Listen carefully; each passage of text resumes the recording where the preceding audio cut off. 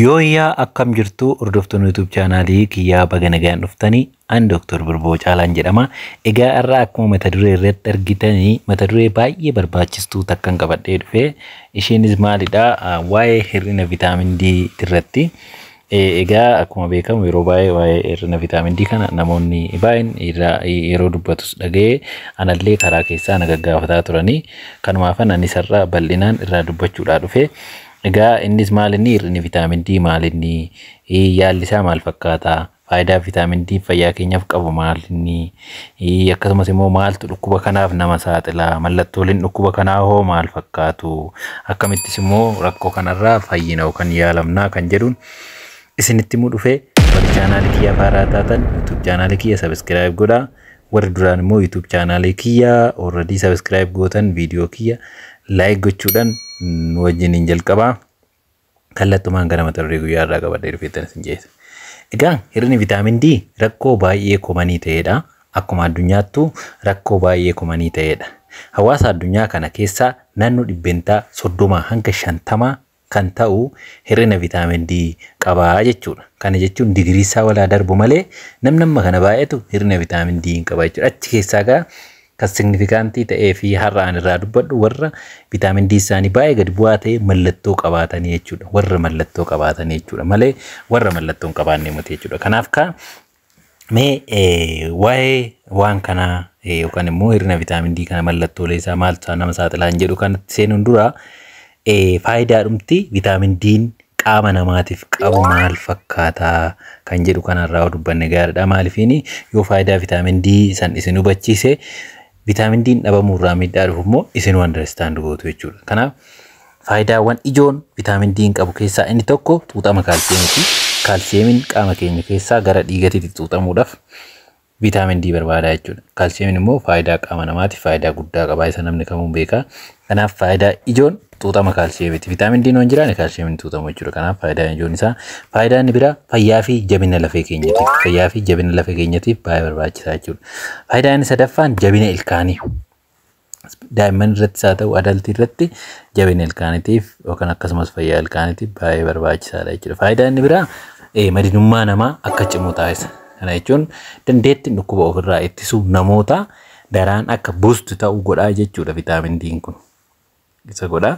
Faayidaan inni biraan fayyaa onnee fi sirna dhiigatiif illee yookaan marsaa dhiigatiif illee baay'ee barbaachisaadha. Dabalataan immoo fayyummaa sammuutii fi fayyummaa gogaatiif illee baay'ee barbaachisaadha jechuudha vitaamin kun baay'ee barbaachisaadha. Kanaaf faayidaa ijoon vitaamin D qaama keenyaaf kennu kanneen jechuudha. Kanaaf gaamee amma maaltu nama saaxilaa? Maaltu hir'ina vitaamin D'tiif nama saaxilaa kan jedhu itti dabarru. Vitaamin D maddi isaa waan ijoon lama. Tokkoffaa ifa aduuti, lammaffaan soorata. Kana lamaan irraa vitaamin D kan argamu jechuudha. Kanaaf namni fakkeenya ifa aduu gahaa dhabe dhukkuba kanaaf salphaatti saaxilama jechuudha. Saaxiltuun ijoon hir'ina vitaamin D maalinni ifa aduu gahaa dhabuudha jechuudha. Daa'imman irratti haa ta'u jabaa irratti. Egaa kun immoo fakkeenya laayik akkamitti ta'uu danda'a tokko naannoo qorraa yookaan naannoo ifa aduu hin jirre namni jiraatu waan kanaaf saaxilama.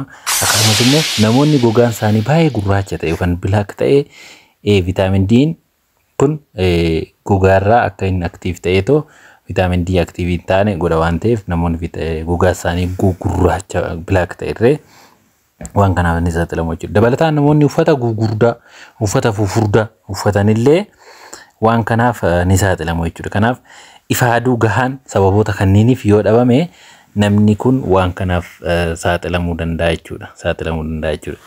Sababni inni biraan hanqina vitaamin D nama saaxilu hanqina nyaataati. Nyaatonni muraasni vitaamin D kan badhaan ni jiru. Isaan keessaa qurxummii cooma qabu kan immoo salmon fish jedhamu, aannan fi hanqaaquu keessaayyuu yoksaa yookaan ishee garaa keessaa san ishee sun vitaamin D kan badhaadhedha jechuudha. Kanaaf nyaatonni kun sadeen nyaatota ijoo vitaamin D baay'inaan of keessaa qabanidha jechuudha. Baay'inaan of keessaa vitaamin D warra qabanidha. Kanaaf namoonni hanqina vitaamin D nyaataa kana qaban, hanqina soorataa kana namoonni qabanii Hir'ina vitaamin D kanaaf inni saaxilamu jechuudha. Inni saaxilamu jechuudha. Inni biraa rakkoo xuuxamaati. Waan kanaaf nama saaxilu keessaa tokko rakkoo xuuxamaati. Inni kun naanna'ee kaa hir'ina vitaamin D fida jechuudha. Rakkoo xuuxamaa namoonni qabanii vitaamin D akka karaa dhiigaatti ittiin xuuxamne godha waan ta'eef namoonni malabsorption syndrome malabsorption problem qaban rakkoo kanaaf ni saaxilamu jechuudha. Inni biraan saaxiltuu waan kanaa dulluma. Namoonni umurii isaanii ol siqe karaa dullumaatti siqanii especially eejii 60 booda warra jiranii gogaan isaanii akka barbaadametti vitaamin D kana ifa aduutirraa oomishuun irrakkisaa jechuudha. Kanaaf isaanis maal horatu? Hanqina vitaamin D horatu jechuudha.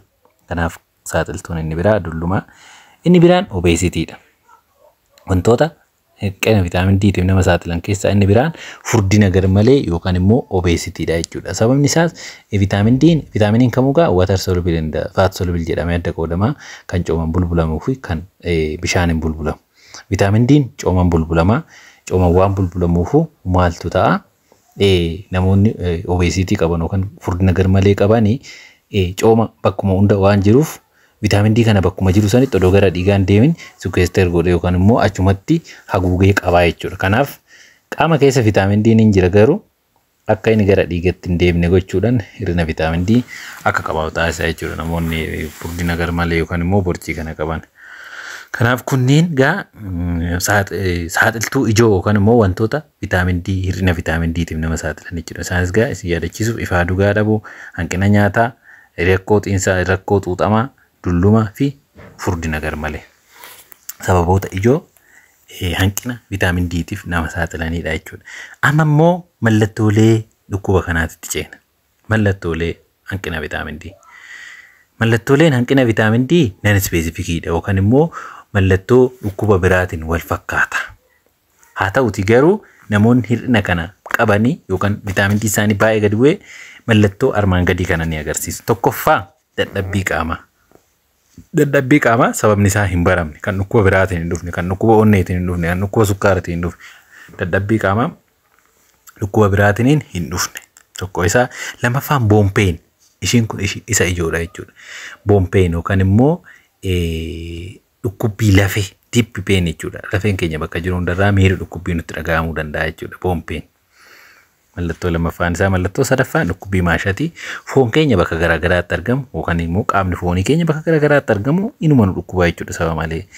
Inni arfaffaan amala jijjiiramoo kan mood swing isa jedhamu. Amala jijjiiramoo jechuun amalli namaa yeroo gabaabaa keessatti geeddaramuu jechuudha. Kana jechuun namni tokko amma otoo gammadu, amma aaru, amma otoo aaru, amma kolfuu akkas jechuudha. Mood swing jechuun namoonni hanqina vitaamin D qaban rakkoo kana ni qabaatu jechuudha. Inni biraan muusa'uun illee mallattoo dhukkuba kanaati. Muusa'uu kan depression inni jedhamu illee namoota kanarratti ni mul'ata jechuudha. Mallattoo inni biraa madaan fayyuu dhabuu. Madaan silaa salphumatti yeroo namoota kaan keessatti madaan salphumatti fayyuu namoota kana keessatti immoo dafee hin fayyuu jechuudha. Dafee hin fayyuu jechuudha. Kanaaf kunniin mallattoolee ijoo hanqinni vitaamin D agarsiisanidha jechuudha. Mallattoolee ijoo hanqinni vitaamin D agarsiisanidha jechuudha. Kanaaf har'aaf asumarratti dhaabna.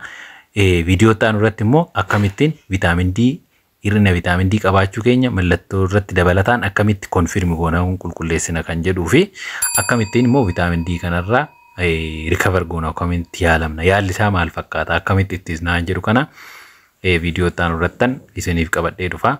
Har'aaf asumarratti dhaabna. Viidiyoo keenya yoo jaallattan laayik godhaa. Barnoota fayyaa dabalataa bira barbaadan karaa TikTokii keenya Dr. Durboo Caalaa akkasumas immoo karaa Facebookii Dr. Durboo Caalaa nu hordofaa. Yaala fi qorannoo vitaamin D argachuu barbaadan immoo mana yaalaa keenya kilinika giddu galeessaa wiirtutti dhuftanii teestii isaallee argachuu dandeessu. Qorannoo biraa dabalataan teessoon kilinika keenyaa magaalaa Sabbataa aanaa Moglee naannoo dhaaba taaksii duuban gara lixaatti gamoo abbaa darbii afurii jalaa isaatti argamna. Achitti dhuftanii yaalamus akkasumas immoo qorannoo waan kana gochuu dandeessu.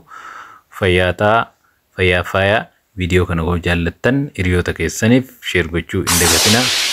Turtii gaarii.